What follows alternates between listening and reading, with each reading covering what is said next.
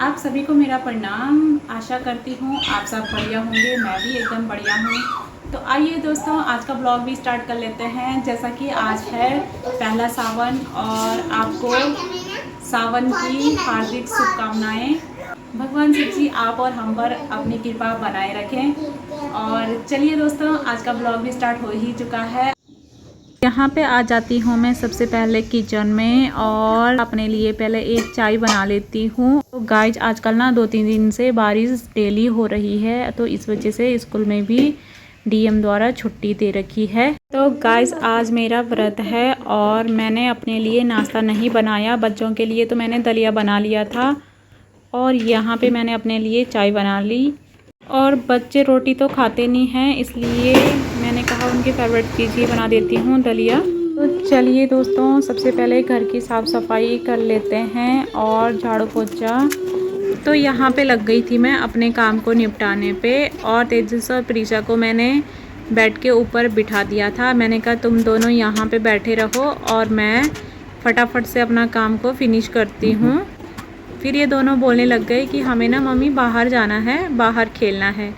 तो मैंने कहा बेटा पहले मुझे काम करने दो, उसके बाद ही मैं आपके साथ बाहर आऊँगी। अकेले तो मैं आपको भेज नहीं सकती हूँ ना बाहर, क्योंकि हमारे ना जो गेट है उसके बाहर एकदम से रोड है, तो अकेले तो मैं इनको कभी नहीं भेजती हूँ। जब जाती हूँ तो साथ ही जाती हूँ, अगर ये खेलने जाते हैं बाहर तो। गाइस यहाँ पे मेरा झाड़ू हो गया है और इसके बाद लगाती हूँ मैं पोछा। तो पोछा करने के बाद मुझे नहाना है, उसके बाद बहुत सारे कपड़े भी धुलने हैं। तो कपड़े तो मैं बाद में धुलूँगी, उससे पहले जाऊँगी मैं मंदिर, क्योंकि मंदिर पहले जाना सही रहेगा। आजकल ना पूरे दिन भर बारिश रहती है, तो इस वजह से मैं तेजस और प्रीशा को पहले ही सुबह ही मंदिर घुमा के ले आऊँगी और इसके बाद जो कुछ काम बचेगा उसको बाद में कर लूँगी। तो यहाँ पे कुछ लोगों का कहना है कि घर पे काम ही क्या होता है भाई। तो घर पे उन्हीं लोगों को पता है जिनके पास छोटे बच्चे हैं साथ में अभी, कि कितना काम होता है भाई बच्चों के साथ। और सुबह से जैसे सुबह आज तो खैर छुट्टी है, लेकिन जिस दिन स्कूल होता है ना उस दिन तो सुबह जैसे 9 बजे छोड़ दिया है स्कूल में और 12:30 बजे उनका टाइम हो रहा है, लेने का टाइम हो जाता है पहले लेने का, लेकिन काम नहीं निपटता भाई घर का। और उसके बाद फिर उनको खिलाना पिलाना, फिर थोड़ी देर आराम भी करवाना होता है।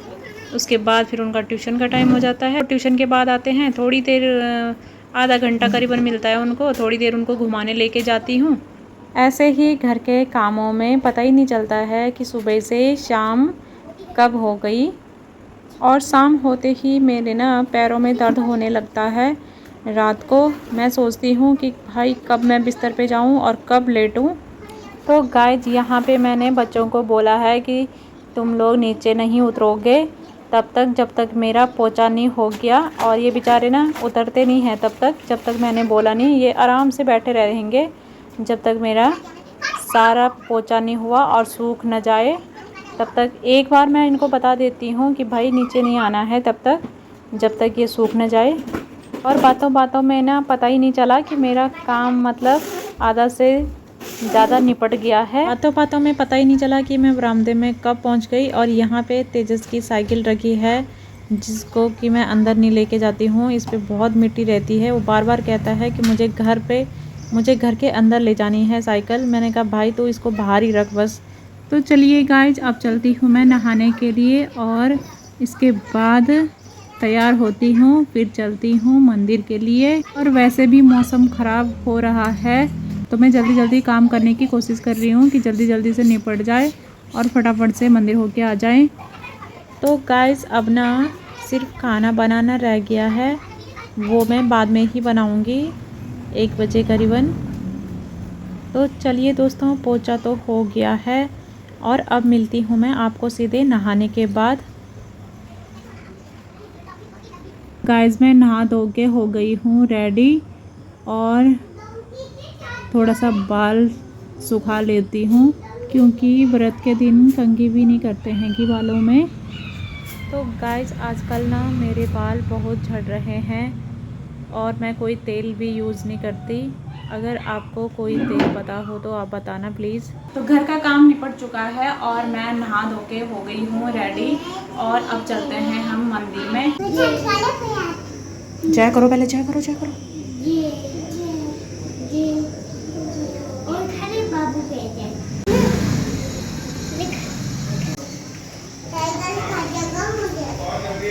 आ जाओ बच्चों।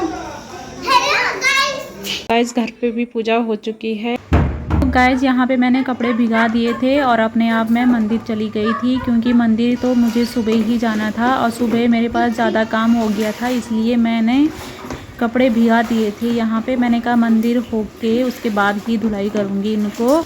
आजकल ना बारिश की वजह से कपड़े गीले ही रह रहे हैं, मतलब सूख नहीं रहे, चाहे मशीन में भी सुखा रहे हैं फिर भी हल्के से गीले रह ही रहे हैं। यहाँ ना तेजस आ गया था मेरे पास और वो कह रहा था कि मेरा टीका मिट गया है जो उसने मंदिर में लगाया था, तो उसको बोलना नहीं आ रहा कि मेरा ना बम हो गया, कि टीका बम। गाइस आपको यहाँ वॉशिंग मशीन भी दिख रही होगी। आप सोच रहे होंगे कि ये वॉशिंग मशीन में कपड़े नहीं धो रही है, तो मैं इसलिए नहीं धोती हूँ इसमें कपड़े कि इसमें बहुत ज़्यादा टाइम लग जाता है। मैं ना हाथ से ही धो लेती हूँ, क्योंकि हाथ से जल्दी भी धुले जाते हैं और साफ़ से भी धोए जाते हैं। ब्लॉग पसंद आता है तो लाइक कमेंट शेयर ज़रूर करें और मिलते हैं नेक्स्ट ब्लॉग में। तब तक के लिए टाटा बाय बाय।